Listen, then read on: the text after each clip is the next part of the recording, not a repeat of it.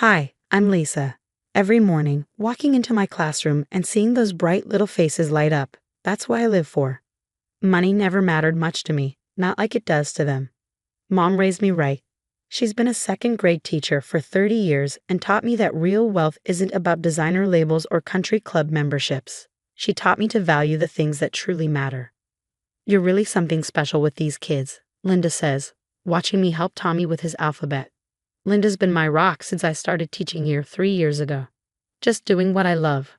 I reply, forcing a smile. I don't mention the text I just got from Stephen about another family dinner tonight. I met Stephen 2 years ago at Riverside Coffee. Back then, he was genuine, kind, and laughed at my terrible puns. A junior attorney who seemed nothing like his family's ruthless reputation. You're not what I expected from a Parker, I told him on our third date. Maybe the Parkers aren't what you expect, he said. Oh, how wrong he was. The first dinner at their mansion should have been my warning. Robert Parker, Boston's most notorious real estate mogul, sized me up like a property assessment. His wife, Margaret, wore a plastic smile to match her designer everything. And Amanda, now my sister-in-law, barely concealed her sneer. A teacher? How charitable, Margaret said, sipping her wine. We support many educational initiatives, Robert added, ever the salesman. Perhaps we could find you a more suitable position.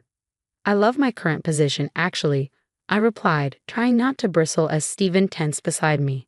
That's when it started. The subtle digs, the backhanded compliments, the relentless pressure. At first, Stephen defended me. But slowly, I watched the man I fell in love with fade away, replaced by his father's puppet. Maybe Dad's right, he said last week. The private sector has better opportunities. Better for who, Stephen? Your father's image. Linda notices my distraction during recess. Parker family drama again. They're hosting their annual charity gala next weekend. The one where they pretend to care about underprivileged kids while treating their cleaning staff like dirt, I mutter. You don't have to go, Linda says gently. Stephen says it's non-negotiable. Dad's biggest night of the year. I mimic his corporate tone. My phone buzzes. Another text from Margaret. Darling, do try to wear something appropriate this time. The Parkers have standards to maintain. I close my eyes and hear Mom's voice. Stay true to yourself, Lisa. The right people will love you for who you are. But I can't shake the feeling that this gala will change everything. The night I'll learn what it really means to be a Parker and why I'll never be one of them. The grand ballroom sparkles with chandeliers and fake smiles. My feet ache within an hour, but there's nowhere to sit. Every chair at the family table has a gold nameplate, none bearing my name. These seats are reserved for family members who actually contribute to the Parker legacy. Robert announces loudly, ensuring the surrounding socialites hear every word. Amanda glides past in her Valentino gown, champagne in hand. Oh, Lisa, that dress is so quaint. A&M is really stepping up their game. She snaps a photo, no doubt for Instagram. Teaching is such a darling hobby, Margaret chimes in, adjusting her diamond necklace. Though surely it's time to consider a real career, the Parker name carries certain expectations. Stephen remains buried in his phone, pretending not to notice as I shift uncomfortably. The man I marry would never have allowed this. But that man is long gone. Hours later, my back aches, and my patience wears thin. In the restroom, I catch Amanda's Instagram story. When the help forgets their place. The photo shows me standing awkwardly by the table. From outside the door, voices drift in. She's becoming a liability, Robert growls. A kindergarten teacher? The board can barely contain their amusement, Margaret scoffs. Either she quits that ridiculous job or we ensure this marriage ends, Amanda adds gleefully. I already have the perfect replacement lined up. My hands tremble as I leave the restroom, my composure hanging by a thread. Pamela, Robert's assistant, intercepts me, pressing a folded note into my hand. The bathroom in the East Wing is quieter, she whispers, her tone deliberate. And Mrs. Parker, there are things you should know about this family. Things that might interest you. I wait until I'm alone to read the note. They did this to me too. I have proof of everything. Meet me at Riverside Coffee tomorrow, 8:00 a.m. Come alone. As the gala winds down, Robert raises his glass. To family, he declares, and upholding the Parker name. Stephen finally looks at me, really looks at me, for the first time all night. For a moment, I see a flicker of the man I married. But then Robert clears his throat and Stephen's eyes go cold again. "Ready to go home, babe?" he asks, already walking ahead. Home. The word tastes bitter now. As I follow him out, Pamela's note burns in my clutch like a promise. They think they've broken me. They think this is the end of the story. They have no idea. It's just the beginning. At 8 a.m. sharp, Riverside Coffee is quiet. Pamela sits in a corner booth, a thick manila envelope in front of her. "I was Robert's first victim," she says quietly. 10 years as his executive assistant, watching him destroy lives. I've flipped through the documents inside. Property assessments, falsified safety reports, bank transfers, each page a smoking gun. Those affordable housing projects. He's evicting elderly residents, paying off inspectors, pocketing millions, Pamela explains. My hands tremble. Stephen handles the legal paperwork, she adds. My heart sinks. He knows exactly what he's doing. Later that week, Linda introduces me to her brother Marcus over lunch. He's an investigative journalist, she explains, been tracking the Parkers for months. Their charity foundation is a front, Marcus reveals, pulling out his laptop. Photos flash on the screen, empty buildings where they claim to run community programs. Amanda runs fake fundraisers. The money vanishes into offshore accounts, Marcus says grimly. At home, I play my part perfectly. Of course I'll attend the foundation meeting, I say sweetly, watching Margaret smile and nod. I record everything on a hidden device as Amanda brags during their weekly strategy sessions. Those idiots actually believe we're building a youth center, she laughs. Meanwhile, Daddy's demolishing their homes next month. I start visiting tenants. Mrs. Rodriguez, 72, shows me her caving ceiling. They ignore our calls, she says. My grandchildren can't breathe from the mold. Pamela helps connect me to former staff. One housekeeper, Maria, shares her story. Mrs. Parker blackmails society wives. Photos, addiction secrets. She uses them to climb the social ladder.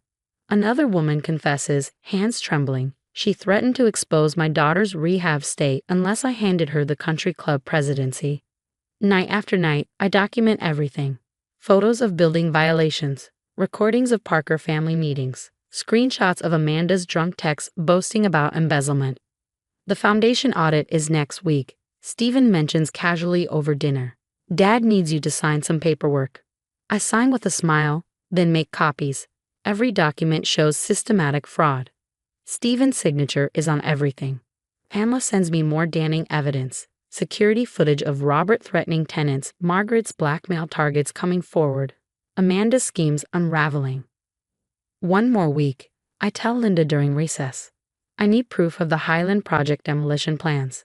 That night, I overhear Stephen on the phone. Don't worry, Dad. The permits are backdated. No one will know about the asbestos. Lisa suspects nothing. I think about Tommy's grandmother living in Highland apartments, about Mrs. Rodriguez's grandchildren, about every life they've crushed beneath their designer shoes. My phone buzzes. Marcus texts, story breaks next week. You sure about this? I glance at Stephen sleeping soundly beside me, the man who let me stand for 6 hours, who helps his father destroy lives, who chose power over love. Another text from Pamela, final board meeting tomorrow. They're all signing the Highland demolition papers. I close my eyes and hear my mom's voice. Stand up for what's right. One person can make a difference. It's time, I text back. Release everything tomorrow. The Parker family's private jet is still on the tarmac when Marcus's expose detonates across every Boston news outlet. As they sip champagne, heading to Aspen, their empire crumbles beneath headlines like, Real estate mogul Robert Parker's empire built on suffering. Tenants hospitalized due to negligent conditions. Falsified safety reports and systematic exploitation uncovered. The words flash on every screen in the airport terminal where I sit, watching their plane disappear. My phone erupts with messages. Amanda, you backstabbing girl. Margaret, darling, there must be some misunderstanding. 5 years have passed since the Parker empire crumbled, and the echoes of justice continue to resonate. Pamela's message came like a victory bell. Housing Authority just froze all Parker properties. FBI is involved. Mrs. Rodriguez, once silenced by fear, became the voice of resilience at the press conference, standing tall as she declared. They poisoned our children with asbestos while hosting charity galas. The evidence was undeniable. Amanda's charity scam exposed millions funneled into offshore accounts. Robert's threats against tenants, caught on security footage, aired on every news channel. Margaret's blackmail victims stepped forward, dismantling her social reign. Stephen's disbarment hearing became a media spectacle. His plea, "I was following orders," was met with swift justice, permanent disbarment. "You ruined us," Stephen's final text read. I responded, "Finally, no, Stephen. You chose your family. I chose justice." Now the old Highland apartments are unrecognizable. My after-school program, Phoenix Rising, has transformed the space into a haven for children and families. Mrs. Rodriguez's granddaughter teaches art here, inspiring the next generation. Amanda cornered me outside a Target once, her designer bags replaced by a worn uniform. "Please," she begged. "Dad's declaring bankruptcy. Stephen can't even get hired as a paralegal." Mom's had 2 breakdowns. I remembered her mocking my H&M dress once. Karma's got expensive tastes, Amanda. Margaret tried ambushing me at a coffee shop. "We've learned our lesson, Lisa. The family's changed. Like you changed those safety reports, those charity records," I replied, walking away. Robert's last desperate move came through certified mail. A settlement offer on the same paper type he used for eviction notices. I shredded it. Today, I stand in our newest center, built on a land where the Parker Foundation's empty headquarters once stood.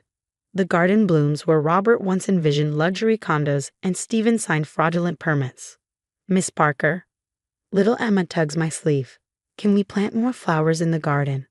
"Of course, sweetie," I say, smiling.